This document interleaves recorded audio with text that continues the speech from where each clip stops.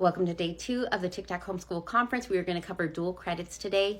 If you're new here, my name is Sarah. I have already graduated 2 of my high schoolers, and we use dual credits with both of them. The first one just graduated from A&M School of Dentistry, and she's a hygienist. The second one is a sophomore in college. And then my third girl is actually going to be a senior this year, and we are working on her having her associate's degree before she graduates high school, and she is 3 classes away from getting that. Her goal is to be a veterinarian, and so our goal is to kind of cut off some of that schooling. And then I have a 7-year-old boy who will be entering first grade. So let's talk homeschool dual credit. So before we begin, I just want to say I have made tons of videos on dual credits. So if you want to go back and watch those and kind of understand everything, I take you through the process. I tell you how we plan our classes for dual credit and everything we do. Feel free to go back and watch those. It will teach you so much about kind of the process, but this is going to be an overview. So if you don't know what dual credits are, it is when your high schooler takes classes in high school in a college setting. So that can be in your community college, there can be colleges online. And what happens is, let's say they are taking an English class. So that class is going to count for their high school English credit as well as a college English credit. And then what happens is when they graduate high school, they are going to take that college transcript and be able to use it against any type of college. I love using dual credits for so many reasons. One, it cuts down on their college that they need to take after high school and also saves them money.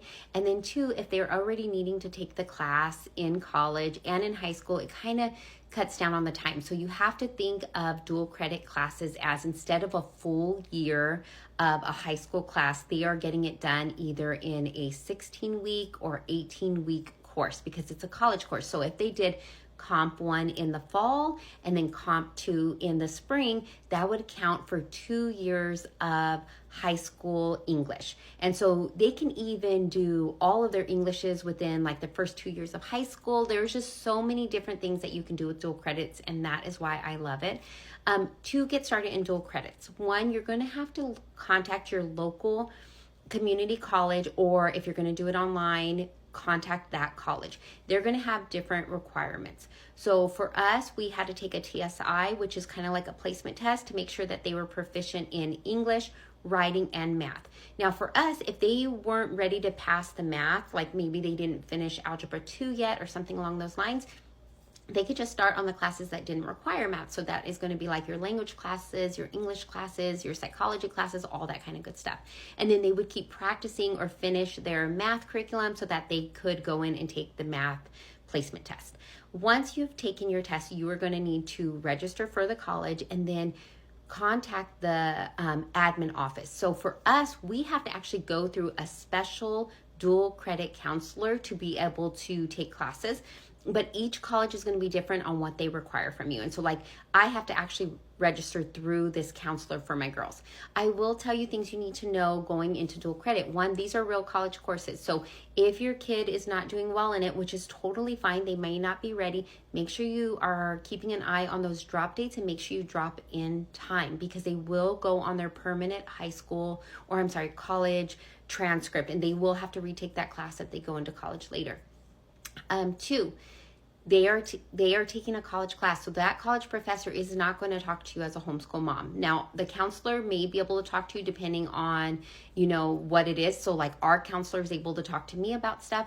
But as far as the professor, you're not going to just be able to call them, because they are in class with other adults. And then kind of going off of that, one of my biggest fears with putting my kids into dual credits was them being girls in high school in a class with a bunch of adults. And I can tell you that has never been an issue yet. A lot of times my kids have taken the classes online. They've been inside these classes, and most of the adults are really just there to learn. They're not focused on the other kids, or it was a bunch of other high school kids in the class with them. So that has never been an issue for us. It's always gone well. I will say one of my very first steps whenever I'm doing dual credit is to check out Rate My Professor. That is where you're going to put in the professor's name and you're going to find out what their ratings are. This is so important because for your kids to be successful in their class, they need to have a good professor. So definitely don't skip that step. But once you have them all registered for their class, they're gonna like go online, put everything in, and then you're gonna find out what's required, like what curriculum and all of that, and then they will start their class in the fall or the spring, whenever the session is starting. I will say that some colleges fill up quicker than others, some classes fill up quicker than others. So definitely go on and check early. So if you are already planning on doing dual credits in the fall, start now. Go check when the registration was, when the application opens, all of those kind of good things. We, again, love dual credits. We've used them with all of our kiddos.